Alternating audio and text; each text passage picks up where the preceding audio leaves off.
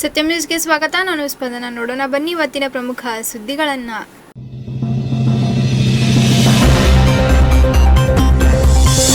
ದಾನದಾಸೋಹಿ ಶಿವಶರಣಿ ದಾನಮದೇವಿ ಜೀವನ ದರ್ಶನ ಪ್ರವಚನ. ಯಾದಗೂಡ್ ಗ್ರಾಮದಲ್ಲಿ 9 ದಿನಗಳವರೆಗೆ ನಡೆದ ಪ್ರವಚನಕ್ಕೆ ತೆರೆ. ಧಾರ್ಮಿಕ ಕಾರ್ಯಕ್ರಮಗಳೊಂದಿಗೆ ಸಮಾಜಮುಖಿ ಕಾರ್ಯಕ್ರಮಗಳ ಆಯೋಜನೆ. ಹುಕ್ಕೇರಿಯ ವಿವೇಕಾನಂದ ನಗರದ ಹೆಡ್ ಪೋಸ್ಟ್ ಆಫೀಸ್ ಹಿಂದುಗಡೆ ರಸ್ತೆಯ ಮೇಲೆ ಹರಿದು ಬರುತ್ತಿರುವ ಒಳಚರಂಡಿ ನೀರು. ಪುರಸಭೆ ಅಧಿಕಾರಿಗಳೇ ಕಣ್ತೆರೆದು ನೋಡಿ. ಸಮಾಜಮುಖಿ ಕಾರ್ಯ ಮಾಡುತ್ತಿರುವ ಜೆಸಿಐ ಇಳಕಲ್ ಸಿಲ್ಕ್ ಸಿಟಿ ಪೌರ ಕಾರ್ಮಿಕರಿಗೆ ಸತ್ಕರಿಸಿ ಗೌರವಿಸುವ ಕಾರ್ಯಕ್ರಮ. ಪೌರಾಯುಕ್ತ ಜಗದೀಶ್ ಹುಲಿಗೆಜ್ಜಿ ಅವರಿಂದ ಉದ್ಘಾಟನೆ. ಮಹಾರಾಷ್ಟ್ರದಲ್ಲಿ ಮುಂದುವರೆದ ಕೊರೋನಾ 2ನೇ ಅಲೆಯ ಆರ್ಭಟ. ನಿಪ್ಪಾಣಿಯಲ್ಲಿ ಮಾಸ್ಕ್ ಕಡ್ಡಾಯಗೊಳಿಸಿದ ತಾಲೂಕಾಡಳಿತ. ಮಾಸ್ಕ್ ಇಲ್ಲದೆ ಓಡಾಡುತ್ತಿರುವವರಿಂದ ದಂಡ ಆಕರಣೆ. ಅಗತ್ಯ ಮೂಲಭೂತ ಸೌಕರ್ಯ ನೀಡುವಂತೆ ತಹಶೀಲ್ದಾರರಿಗೆ ಗ್ರಾಮ ಲೆಕ್ಕಾಧಿಕಾರಿಗಳ ಮನವಿ. ಆದಷ್ಟು ಬೇಗನೆ ಕ್ರಮ ಜರುಗಿಸುವ ಭರವಸೆ ನೀಡಿದ ತಹಶೀಲ್ದಾರರು. ಸಂಭ್ರಮದ ಸೊಗಲ ಸೋಮೇಶ್ವರನ ಜಾತ್ರೆ. ಹರಹರ ಮಹಾದೇವ ಎಂದ ಸಹಸ್ರಾರು ಭಕ್ತರು. ಧಾರ್ಮಿಕ ಕಾರ್ಯಕ್ರಮಗಳಲ್ಲಿ ಭಾಗಿಯಾದ ಭಕ್ತಾದಿಗಳು. ಸತ್ಯಂ ನ್ಯೂಸ್ಗೆ ಸ್ವಾಗತ. ನಾನು ಸ್ಪಂದನ. ನೋಡೋಣ ಬನ್ನಿ ಇವತ್ತಿನ ಪ್ರಮುಖ ಸುದ್ದಿಗಳನ್ನ.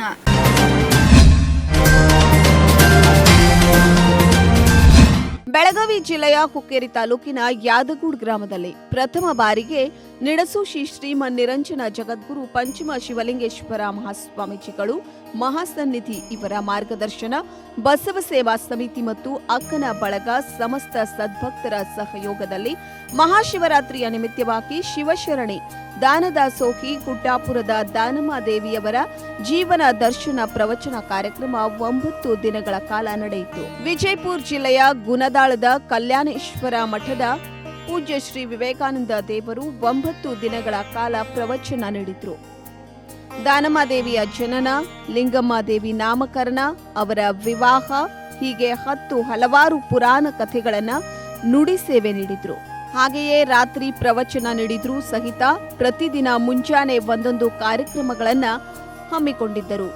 2 ದಿನಗಳ ಕಾಲ ಗ್ರಾಮದ ಓಣಿ ರಸ್ತೆಗಳನ್ನ ಸ್ವಚ್ಛತೆ ಮಾಡಿಸಿ ಓಣಿ ಮತ್ತು ರಸ್ತೆಗಳಲ್ಲಿ ಗ್ರಾಮದ ಮಹಿಳೆಯರು ಎಲ್ಲರೂ ರಂಗೋಲಿ ಹಾಕಿದ್ರು.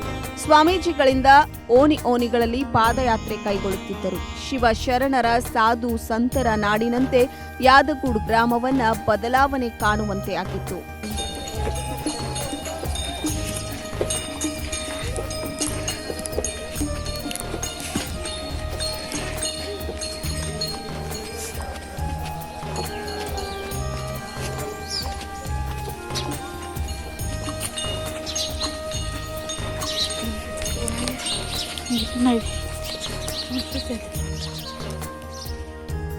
ಗ್ರಾಮದಲ್ಲಿ ಮತ್ತೆರಡು ದಿನ ದುಶ್ಚಟಗಳ ಭಿಕ್ಷೆ, ಸದ್ಗುಣಗಳ ದೀಕ್ಷೆ ಎಂಬ ಉದಾತ್ತ ಧ್ಯೇಯದೊಂದಿಗೆ ಜೋಳಿಗೆ ಹೊತ್ತು ಶರಣರ ತತ್ವ ಸಂದೇಶಗಳನ್ನು ಭಜನೆಯೊಂದಿಗೆ ಬೋಧಿಸಲಾಯಿತು.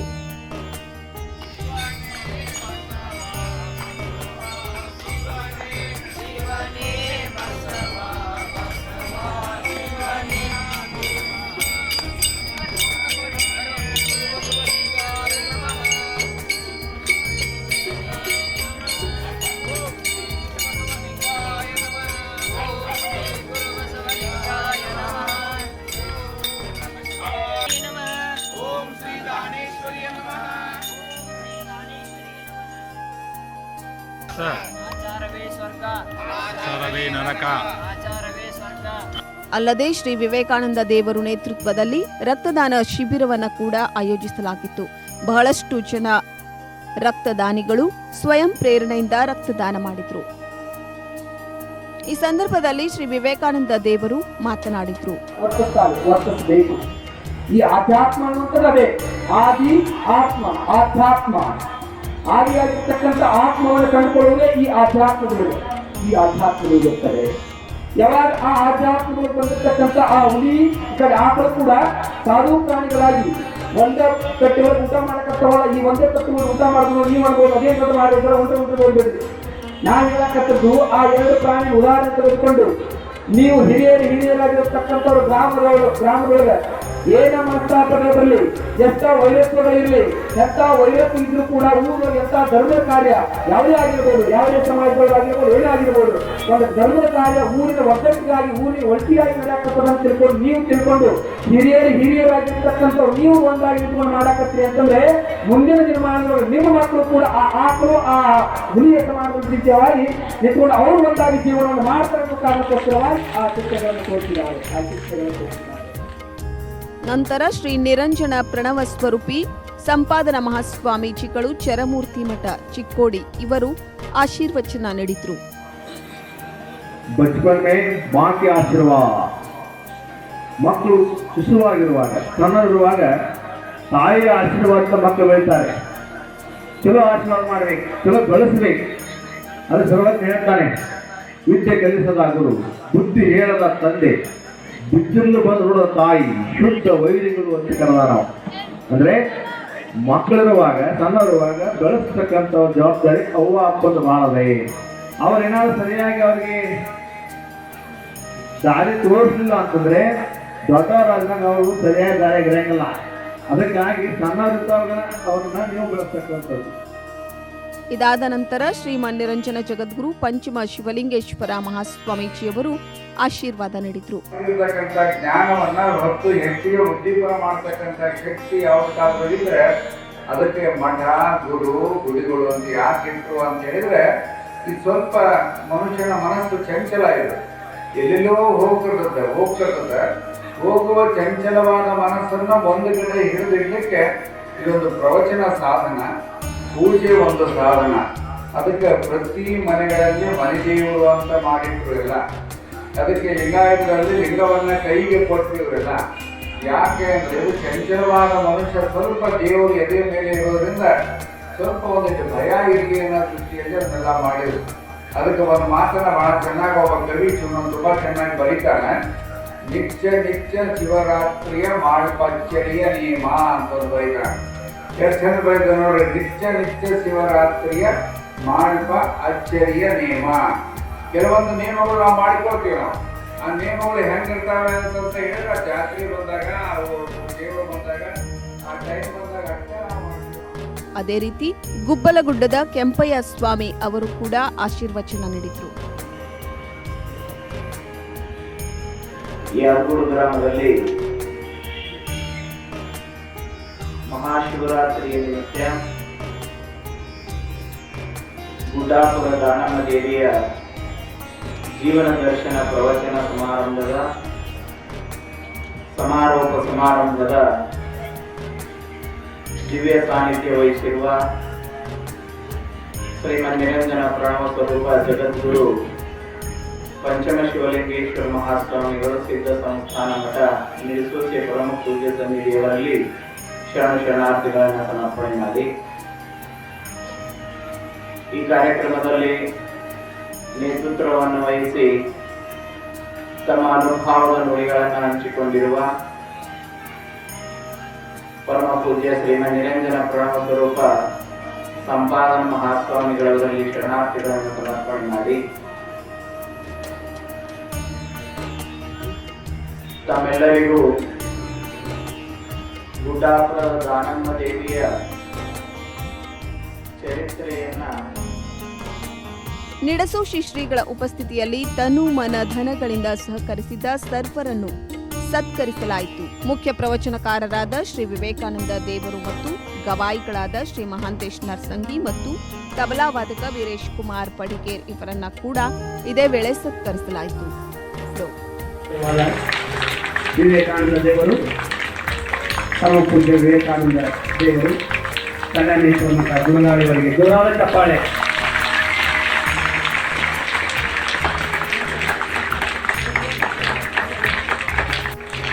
ಮೇಲ್ಸೂಚಿಯ ಪರಮ ಪೂಜ್ಯರಿಂದ ಈಗ ಆಶೀರ್ವಾದದ ಸೇರಕ್ಕೆ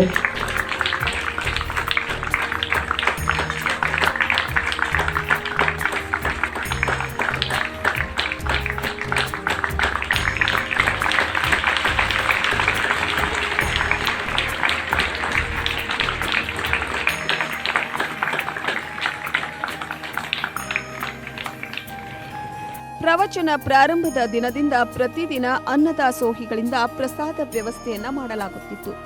ಇದರೊಂದಿಗೆ ಗ್ರಾಮದ ಮಹಿಳೆಯರು ಭಕ್ತಿಯಿಂದ ರೊಟ್ಟಿ, ಬುತ್ತಿ, ಕಡಬು, ಹೋಳಿಗೆ ಸಹ ತರುತ್ತಿದ್ರು. ಬಸವ ಸೇವಾ ಸಮಿತಿ ಮತ್ತು ಅಕ್ಕನ ಬಳಗದ ಮಹಿಳೆಯರು ಕಾರ್ಯಕ್ರಮದ ಉಸ್ತುವಾರಿ ವಹಿಸಿದ್ದರು. ಈ ಪ್ರವಚನ ಕಾರ್ಯಕ್ರಮಕ್ಕೆ ಸುತ್ತಮುತ್ತಲಿನ 6-7 ಹಳ್ಳಿಗಳಿಂದ ಜನರು ಬರುತ್ತಿದ್ದರು. ಮಹಿಳೆಯರು ಕನಕದಿಂದ ತಯಾರಿಸಿದ ಆರತಿಯೊಂದಿಗೆ 9 ದಿನಗಳ ಪ್ರವಚನ ಕಾರ್ಯಕ್ರಮ ಮುಕ್ತಾಯಗೊಂಡಿತು.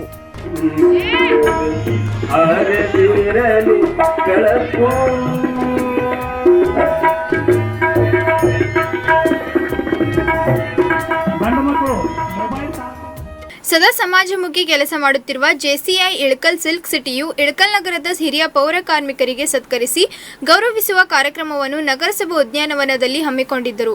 ಕಾರ್ಯಕ್ರಮವನ್ನು ನಗರಸಭೆ ಪೌರಾಯುಕ್ತ ಜಗದೀಶ್ ಹುಲಿಗೆಜ್ಜಿ ಸಸಿಗೆ ನೀರು ಹಾಕುವುದರ ಮೂಲಕ ಕಾರ್ಯಕ್ರಮ ಉದ್ಘಾಟಿಸಿದರು. ಸದಾ ಸಮಾಜಮುಖಿ ಕೆಲಸ ಮಾಡುತ್ತಿರುವ ಜೆಸಿಐ ಇಳಕಲ್ ಸಿಲ್ಕ್ ಸಿಟಿಯು ಇಳಕಲ್ ನಗರದ ಹಿರಿಯ ಪೌರ ಕಾರ್ಮಿಕರಿಗೆ ಸತ್ಕರಿಸಿ ಗೌರವ ಕಾರ್ಯಕ್ರಮವನ್ನ ಹಮ್ಮಿಕೊಂಡಿತು. ನಗರಸಭೆ ಉದ್ಯಾನವನದಲ್ಲಿ ಈ ಕಾರ್ಯಕ್ರಮವನ್ನ ಆಯೋಜಿಸಲಾಗಿದ್ದು, ಕಾರ್ಯಕ್ರಮವನ್ನ ನಗರಸಭೆ ಪೌರಾಯುಕ್ತ ಜಗದೀಶ್ ಹುಲಿಗಜ್ಜಿ ಸಸಿಗೆ ನೀರುಣಿಸುವ ಮೂಲಕ ಉದ್ಘಾಟಿಸಿದರು. ನಂತರ ಹಿರಿಯ ಪೌರ ಕಾರ್ಮಿಕರಿಗೆ ಸತ್ಕರಿಸಿ ಗೌರವಿಸಲಾಯಿತು.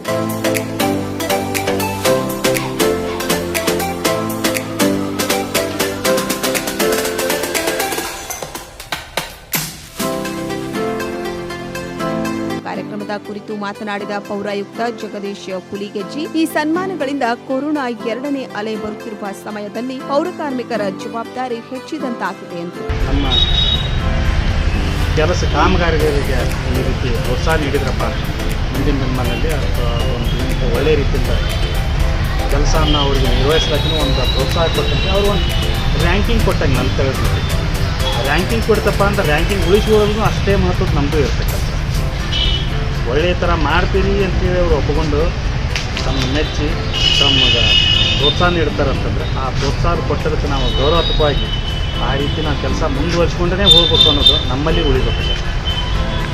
ಅದರ ಪ್ರಯೋಜನತೆಗೆ ಅಂತೇಳಿ ಎಲ್ಲ ಸಂಘ ಸಂಸ್ಥೆಗಳು ಬರ್ತಾ ಇರ್ತಾರೆ, ಹೋಗ್ತಿರ್ತಾರೆ. ಅದೇ ರೀತಿಯಾಗಿ ಆ ಪ್ರತಿಷ್ಠಿತ ಜೆಸಿಐ ಸಿಟಿಯವ್ರನ್ನೂ ಬಂದು ನಮ್ಮ ಸನ್ಮಾನ ಇಟ್ಕೊಂಡಿದ್ದು ನನಗೆ ನಿಜವಾಗಲೂ ನನ್ನ ಸಂಸ್ಥೆಗೆ ಹೆಮ್ಮೆಯ ವಿಷಯ. ಅದೇ ರೀತಿಯಾಗಿ ತಾವು ಒಳ್ಳೆಯ ರೀತಿಯಿಂದ ಕೆಲಸ ಮಾಡ್ತಿದ್ದಾರೆ ಅಂತೇಳಿ ಅದು ಜೆಸಿಐ ಸಿಟಿಯವರು ಗುರುತಿಸಿರಲ್ಲ. ಅಂದರೆ ನನ್ನಲ್ಲಿ ಕೊರೋನಾ ಟೈಮ್ನಲ್ಲಿ ನಿಜವಾಗಲೂ ಕೆಲಸ ಮಾಡ್ತಿದ್ರು. 2ನೇ ಅಲೆ ತಡೆಗಟ್ಟುವಂಥ ಕೆಲಸನೂ ನಮ್ಮಿಂದ ಒಳ್ಳೆಯ ಕೆಲಸ ಆಗ್ತೈತೆ ಅಂತಂದು ಸಾಮಾಜಿಕವಾಗಿ ಅವ್ರ ಕೆಲಸವನ್ನು ಗುರುತಿಸ್ಕೊಂಡು ಮಾಡುವಂಥವ್ರು ಅವ್ರು ಗುರುತಿಸ್ಕೊಂಡು ಬಂದಾರಪ್ಪ ಅಂತಂದ್ರೆ ಒಳ್ಳೆಯದು. ಈಗಾಗಲೇ ಕೆಳ ಹಂತದ ನೌಕರರಿಗೆ ಸನ್ಮಾನ ಮಾಡುತ್ತಾ ಬಂದಿರುವ ಜೆಸಿಐ ಸಿಲ್ಕ್ ಸಿಟಿ ಕುರಿತು ಅಧ್ಯಕ್ಷೆ ಲಕ್ಷ್ಮೀ ಕುಟಗಮರಿ ಮಾತನಾಡಿದರು. ನಾವು ಜೆಸಿಐ ಇಳಕಲ್ ಸಿಲ್ಕ್ ಸಿಟಿ ಒಂದು ಮಹಿಳಾ ಘಟಕದಿಂದ ಇಲ್ಲಿ ನಗರಸಭೆಗೆ ಬಂದಿದ್ದೀವಿ. ಇಲ್ಲಿ ಬರುವ ಒಂದು ಮುಖ್ಯ ಉದ್ದೇಶ ಅಂತ ಹೇಳೋದಾದರೆ, ನಾವು ಪ್ರತಿಯೊಂದು ಭಾಗಗಳಿಗೆ ಹೋಗಿ ಕೆಳದರ್ಜೆಯಲ್ಲಿ ಏನು ನೌಕರಿ ಮಾಡ್ತಾ ಇದ್ದಾರೆ, ಉದ್ಯೋಗವನ್ನು ಮಾಡ್ತಾ ಇದ್ದಾರೆ, ಅವರನ್ನು ಗುರುತಿಸಿ ಅವರಿಗೆ ಒಂದು ನಮ್ಮ ಗೌರವವನ್ನು ನೀಡಿ ಬರ್ತಾ ಇದ್ದೇವೆ. ಮೊದಲದಾಗಿ ನಾವು KEB ನೌಕರ ಲೈಮನ್ಸ್ಗಳಿಗೆ ಮಾಡಿದ್ವಿ ಮತ್ತು ಪೋಸ್ಟ್ಮನ್ಗಳಿಗೆ ಈ ಥರ ವಿವಿಧ ಒಂದು ಉದ್ಯೋಗಗಳನ್ನು ಗುರುತಿಸಿ ಅವರಿಗೆ ಸನ್ಮಾನವನ್ನು ಮಾಡಿ ನಮ್ಮದೇ ನಮ್ಮ ಒಂದು ಗೌರವವನ್ನು ಸೂಚಿಸಿ ಬರ್ತಾ ಇದ್ದೀವಿ. ಇವತ್ತು ಅದೇ ರೀತಿ ನಗರಸಭೆಗೆ ಬಂದಿದ್ದೇವೆ. ಇಲ್ಲಿ 30-35 ವರ್ಷಗಳಿಂದ ಏನು ತಮ್ಮ ಸೇವೆಯನ್ನು ಸತತವಾಗಿ ನಗರಸಭೆಯಲ್ಲಿಯೇ ನಮ್ಮ ಇಳಕಲ್ ನಗರದಲ್ಲಿ ತಮ್ಮ ಸೇವೆಯನ್ನು ಸಲ್ಲಿಸ್ತಾ ಇದ್ದಾರೆ. ಅಂಥವರನ್ನು ಗುರುತಿಸಿ 6 ಜನರಿಗೆ ಸನ್ಮಾನವನ್ನು ಮಾಡಿದ್ವಿ. ಇಲ್ಲಿ ನಮ್ಮ ಎಲ್ಲ ಜೆಸಿಐ ಇಳಕಲ್ ಸಿಟಿಯ ಸದಸ್ಯರು ಮತ್ತು ಪದಾಧಿಕಾರಿಗಳು ಇಲ್ಲಿ ಭಾಗಿಯಾಗಿದ್ದರು. ಮತ್ತು ನಮ್ಮ ಪೌರಾಯುಕ್ತರು ಜಗದೀಶ್ ಹುಲಿಗೆಜ್ಜಿಯವರು ಮತ್ತು AE ಆನಂದ್ ಅವರು, ಇವರು ಕೂಡ ಇಲ್ಲಿ ಈ ಒಂದು ಕಾರ್ಯಕ್ರಮಕ್ಕೆ ಆಹ್ವಾನಿಸಿದರು. ಕಾರ್ಯಕ್ರಮದಲ್ಲಿ ಸಂಸ್ಥೆಯ ಕಾರ್ಯದರ್ಶಿ ವಿದ್ಯಾ ಸಜ್ಜನ್, ಕಾರ್ಯಕ್ರಮ ನಿರ್ದೇಶನ ಸದಸ್ಯೆ ಭಾಗ್ಯಶ್ರೀ ಬೆಳವಣಿಗೆ, ಸದಸ್ಯರಾದ ಮಂಜುಳಾ ತೋಡ್ಗೇರ್ ಸೇರಿದಂತೆ ನಗರಸಭೆ ಸಿಬ್ಬಂದಿಗಳು ಪಾಲ್ಗೊಂಡಿದ್ದರು. ಹುಕ್ಕೇರಿಯ ಪುರಸಭೆಯ ವ್ಯಾಪ್ತಿಯಲ್ಲಿ ಬರುವ ಕೋರ್ಟ್ ಸರ್ಕಲ್ ಹತ್ತಿರ ಸ್ವಾಮಿ ವಿವೇಕಾನಂದ ನಗರದಲ್ಲಿ ಹೆಡ್ ಪೋಸ್ಟ್ ಆಫೀಸ್ ಹಿಂಬದಿ ಇರುವ ಹುಕ್ಕೇರಿ ಬೆಳವಿ ರಸ್ತೆಯ ಮೇಲೆ ಒಳಚರಂಡಿ ನೀರು ರಸ್ತೆಯ ಮೇಲೆ ಹರಿದು ಬರುತ್ತಿದೆ. ಇದರಿಂದಾಗಿ ಸಾರ್ವಜನಿಕರು ಮೂಗು ಮುಚ್ಚಿಕೊಂಡು ಹೋಗುವಂತಹ ಪರಿಸ್ಥಿತಿ ನಿರ್ಮಾಣವಾಗಿದೆ. ಪುರಸಭೆ ಅಧಿಕಾರಿಗಳು ಕಣ್ತೆರೆದು ನೋಡಬೇಕಾಗಿದೆ. ಬೆಳಗಾವಿ ಜಿಲ್ಲೆ ಹುಕ್ಕೇರಿ ತಾಲೂಕಿನ ಪುರಸಭೆ ವ್ಯಾಪ್ತಿಯಲ್ಲಿ ಕಂಡು ಬಂದ ದೃಶ್ಯಗಳಿವು.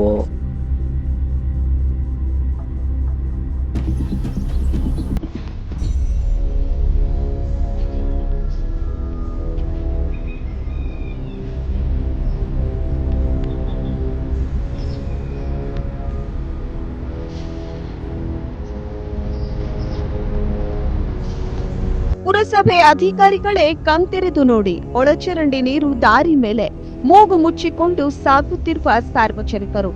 ಹುಕ್ಕೇರಿ ಪುರಸಭೆಯ ವ್ಯಾಪ್ತಿಯಲ್ಲಿ ಬರುವ ಕೋರ್ಟ್ ಸರ್ಕಲ್ ಹತ್ತಿರ ಸ್ವಾಮಿ ವಿವೇಕಾನಂದ ನಗರದಲ್ಲಿನ ಹೆಡ್ ಪೋಸ್ಟ್ ಆಫೀಸ್ ಹಿಂಬದಿ ಇರುವ ಹುಕ್ಕೇರಿಯ ಬೆಳವಿ ರಸ್ತೆಯ ಮೇಲೆ ಒಳಚರಂಡಿ ನೀರು ಹರಿದು ಬರುತ್ತಿದ್ದು, ದಿನಾಲೂ ಸಾವಿರಾರು ಸಂಖ್ಯೆಯ ಸಾರ್ವಜನಿಕರು, ವಯೋವೃದ್ಧರು ತಾಲೂಕು ಕಚೇರಿಯಾದ ತಹಶೀಲ್ದಾರ್ ಕಾರ್ಯಾಲಯಕ್ಕೆ ಹೋಗಲು ಮುಖ್ಯ ದಾರಿ ಇದಾಗಿದೆ.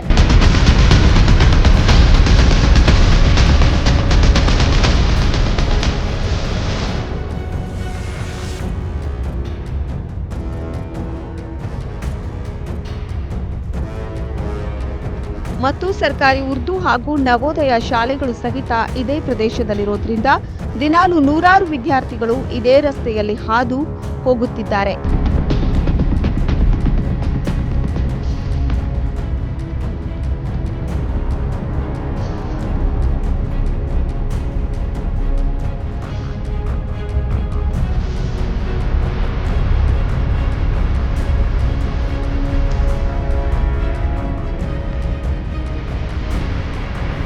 ದಾರಿಯ ಮೇಲು ಸ್ತರದಲ್ಲಿರುವ ಮನೆಗಳಿಂದ ಮುಖ್ಯ ರಸ್ತೆಯ ಮೇಲೆ ನೀರು ಬರುತ್ತಿದೆ. ಮುಖ್ಯ ರಸ್ತೆಗೆ ಯಾವುದೇ ರೀತಿಯ ಒಳಚರಂಡಿ ವ್ಯವಸ್ಥೆ ಇಲ್ಲದೆ ಇದ್ದ ಕಾರಣ ಸರ್ವೇ ಸಾಮಾನ್ಯವಾಗಿ ನೀರು ರಸ್ತೆ ಮೇಲೆ ಬರುತ್ತಿದೆ.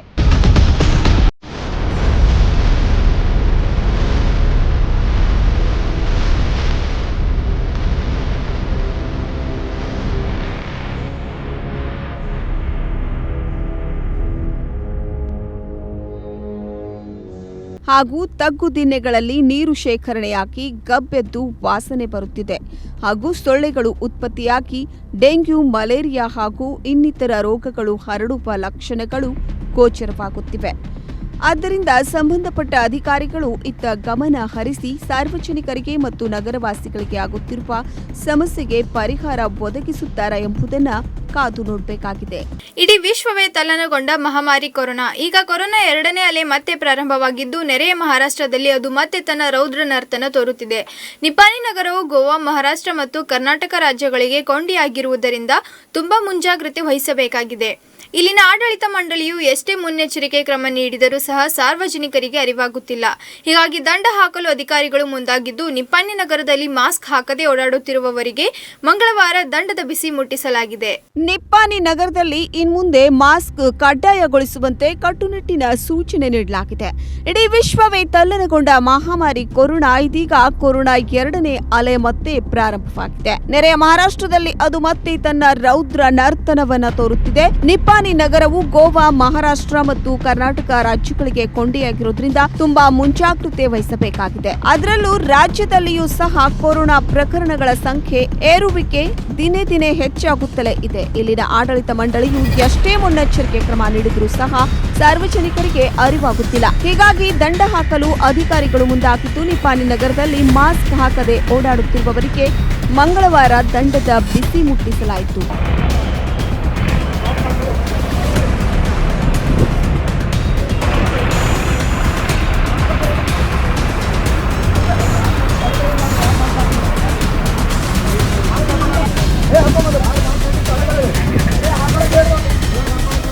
ತಾಲೂಕಾಡಳಿತ ಮಂಡಳಿ, ನಗರಸಭೆ ಮತ್ತು ಪೊಲೀಸ್ ಇಲಾಖೆಯ ಜಂಟಿ ಕಾರ್ಯಾಚರಣೆಯಿಂದ ಮಾಸ್ಕ್ ಹಾಕದೆ ಬೇಕಾಬಿಟ್ಟಿಯಾಗಿ ಓಡಾಡುತ್ತಿರುವ ಜನರಿಗೆ ದಂಡ ವಿಧಿಸಲಾಯಿತು. ನಗರದ ವಿವಿಧ ಭಾಗಗಳಲ್ಲಿ ಮಾಸ್ಕ್ ಇಲ್ಲದೆ ವ್ಯಾಪಾರ ಮಾಡುವವರು, ಬೈಕ್ನಲ್ಲಿ ಬೇಕಾಬಿಟ್ಟಿ ಓಡಾಡುವವರು, ಕಾರುಗಳಲ್ಲಿ ಮತ್ತು ಬಸ್ಗಳಲ್ಲಿ ತೆರಳುವವರಿಗೆ ತಹಶೀಲ್ದಾರ್ ಪ್ರಕಾಶ್ ಗಾಯಕ್ವಾಡ್, ನಗರದ ಪೊಲೀಸ್ ವರಿಷ್ಠಾಧಿಕಾರಿ ಸಂತೋಷ್ ಸತ್ಯನಾಯಕ್, ಪೌರಾಯುಕ್ತರಾದ ಮಹಾವೀರ್ ಬೋರಣ್ಣವರ್, ಶಹರ ಪೊಲೀಸ್ ಠಾಣೆ ಪಿಎಸ್ಐ ಅನಿಲ್ ಕುಂಬಾರ್, ಗ್ರಾಮೀಣ ಪೊಲೀಸ್ ಠಾಣೆ PSI BS Talawar, Basaveshwar chowk police ಠಾಣೆಯ ಪಿಎಸ್ಐ ಅನಿತಾ ರಾಠೋಡ್ ಜಂಟಿ ಕಾರ್ಯಾಚರಣೆ ನಡೆಸಿ ಮಾಸ್ಕ್ ಇಲ್ಲದೆ ತಿರುಗಾಡುತ್ತಿದ್ದವರ ಚಳಿ ಬಿಡಿಸಿದ್ರು. ಎಲ್ಲಾ ಆಡಳಿತಗಳ ಸಿಬ್ಬಂದಿ ವರ್ಗದವರು ಇದಕ್ಕೆ ಸಾಥ್ ನೀಡಿದ್ರು. ಮಾರ್ಚ್ ತಿಂಗಳಲ್ಲಿಯೇ ನಿಪ್ಪಾಣಿ ನಗರದಲ್ಲಿ 11 ಜನರಿಗೆ ಕೊರೋನಾ ಪಾಸಿಟಿವ್ ರಿಪೋರ್ಟ್ ಬಂದಿದ್ದು, ಒಂದು ವೇಳೆ ಜನರು ಮುಂಜಾಗ್ರತೆ ವಹಿಸದೆ ಹೋದರೆ ಕೊರೋನಾ ಕೇಸ್ಗಳು ಇನ್ನೂ ಹೆಚ್ಚಳವಾಗಬಹುದು ಎಂಬ ಮಾಹಿತಿ ಎಂಜಿಎಂ ಆಸ್ಪತ್ರೆಯಿಂದ ದೊರೆತಿದೆ.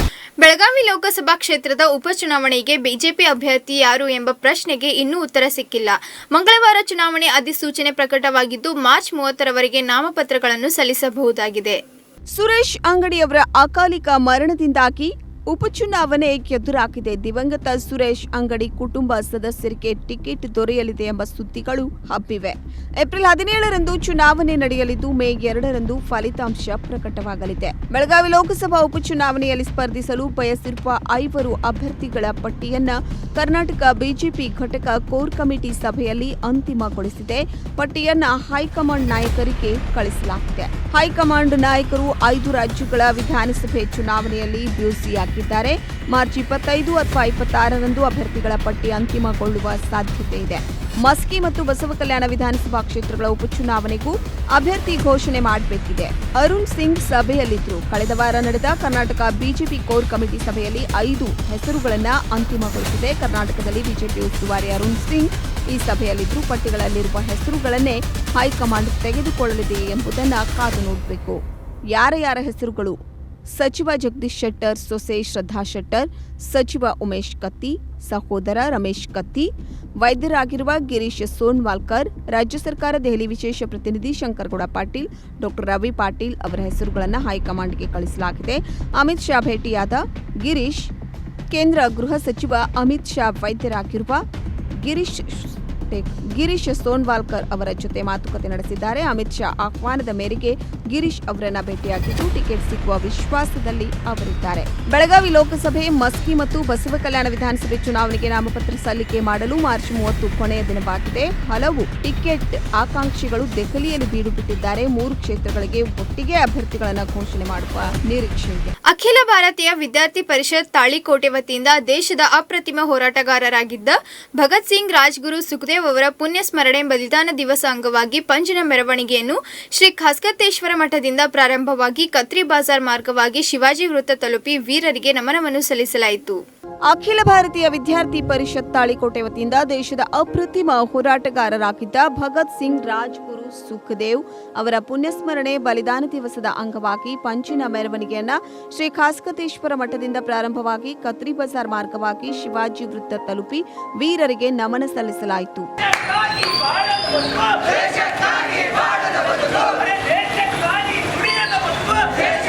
ಈ ಸಂದರ್ಭದಲ್ಲಿ ಜಿಲ್ಲಾ ಸಹ ಸಂಚಾಲಕರು ಶ್ರೀಶೈಲ್ ಹೂಗಾರ್, ತಾಲೂಕು ಸಂಚಾಲಕರು ವಿಠಲ್ ಸಿಂಗ್ ಹಜೇರಿ, ತಾಲೂಕು ಸಹ ಸಂಚಾಲಕಿ ಪಲ್ಲವಿ ಕುಮಟಗಿ, ನಗರ ಕಾರ್ಯದರ್ಶಿ ಸಂಗಮೇಶ್ ಕತ್ತಿ, ಸಹ ಕಾರ್ಯದರ್ಶಿ ಋಷಿಕೇಶ್ ಗೊಟ್ಗುನ್ಕಿ, ಸಂಪರ್ಕ ಪ್ರಮುಖ ನವೀನ್ ಗೌಡ್ಗೆರೆ, ಅಧ್ಯಯನ ಪ್ರಮುಖ ಅಂಬರೀಶ್ ಹಾರಿವಾಳ್, ಎಸ್ಎಫ್ಡಿ ಪ್ರಮುಖ ಸಹಜಿ ಘಾಟ್ಗೆ, ವಿದ್ಯಾರ್ಥಿನಿ ಪ್ರಮುಖರು ಮೇಘಾ ಹಜೇರಿ, ನಗರ ಕಾರ್ಯಕಾರಿಣಿ ಸದಸ್ಯರಾದ ಪ್ರಸನ್ನ ಪೂಜಾರ್, ಕಿರಣ್ ಟಕ್ಕಳ್ಕಿ, ಪ್ರಜ್ವಲ್ ಖಂಡಿ, ಪ್ರದೀಪ್ ದೇಸಾಯಿ, ನವನೀತ್ ಹಿಂಗ್ಮೋರೆ, ಪ್ರಜ್ವಲ್ ಬಡಿಗೇರ್, ಉದಯ್ ಪತ್ತಾರ್ ಮತ್ತು ಹಿರಿಯ ಕಾರ್ಯಕರ್ತರು ಪಾಲ್ಗೊಂಡಿದ್ದರು.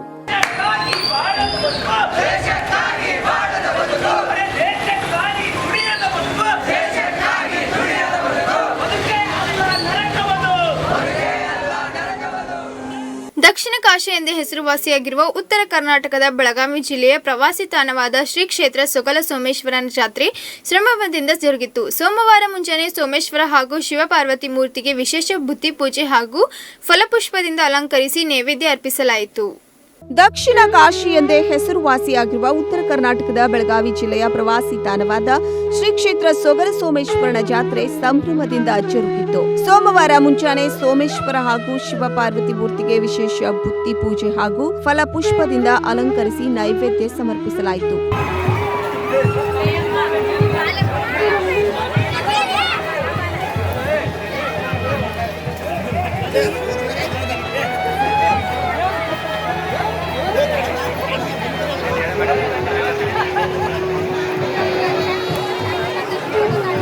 ನಂತರ ರಾತ್ರಿ 9 ಗಂಟೆಗೆ ಶಿವಪಾರ್ವತಿಯರ ಅಕ್ಷತಾರೋಪಣ ಜರುಗಿತು ಮತ್ತು ಮದುವೆಯಾಗದ ಯುವಕ ಯುವತಿಯರು ದೇವಸ್ಥಾನದ ಅರ್ಚಕರಿಂದ ಕಂಕಣ ಕಟ್ಟಿಸಿಕೊಂಡರು.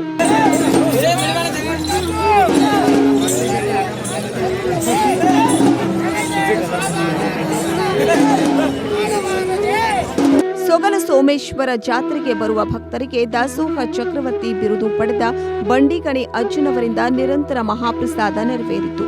ಮಂಗಳವಾರದಂದು ಕ್ಷೇತ್ರದಲ್ಲಿ ಮಿಡಕನಟ್ಟಿ, ಬೆನಕಟ್ಟಿ, ಸೊಗಲ್ ಗ್ರಾಮಗಳಿಂದ ಬಂದ ಪಲ್ಲಕ್ಕಿಗಳ ಉತ್ಸವ ಜರುಗಿತು. ನಂತರ ಮಧ್ಯಾಹ್ನ 4 ಗಂಟೆಗೆ ದಿವ್ಯ ಸಾನ್ನಿಧ್ಯವನ್ನ 3000 ಮಠ ಬೈಲಹೊಂಗಲ್ ಮತ್ತು ಹೊಸೂರು ಮಡಿವಾಳೇಶ್ವರ ಮಠದ ಪೂಜ್ಯರ ನೇತೃತ್ವದಲ್ಲಿ ಪುರವಂತರ ಒಡಪಿನೊಂದಿಗೆ ಸಾವಿರಾರು ಭಕ್ತರ ಸಮ್ಮುಖದಲ್ಲಿ ಸೊಗಲ ಸೋಮೇಶ್ವರ ರಥೋತ್ಸವ ವಿಜೃಂಭಣೆಯಿಂದ ಜರುಗಿತು. ವಾಸ್ತವವಾಗಿ ಸರ್ಕಾರದ ಎಲ್ಲ ಯೋಜನೆಗಳು ಗಣಕೀಕರಣ ಸ್ವರೂಪದ ಮತ್ತು ಮಾದರಿಯ ಕೆಲಸ ಕಾರ್ಯಗಳು ಆಗಿದ್ದು, ಯಾವುದೇ ಮೂಲಭೂತ ಸೌಲಭ್ಯಗಳು ಇಲ್ಲದಿರುವುದರಿಂದ ಗ್ರಾಮ ಲೆಕ್ಕಾಧಿಕಾರಿಗಳಿಗೆ ಕೆಲಸ ನಿರ್ವಹಣೆ ಮಾಡಲು ಅತ್ಯಂತ ಕಷ್ಟಕರವಾಗಿದೆ.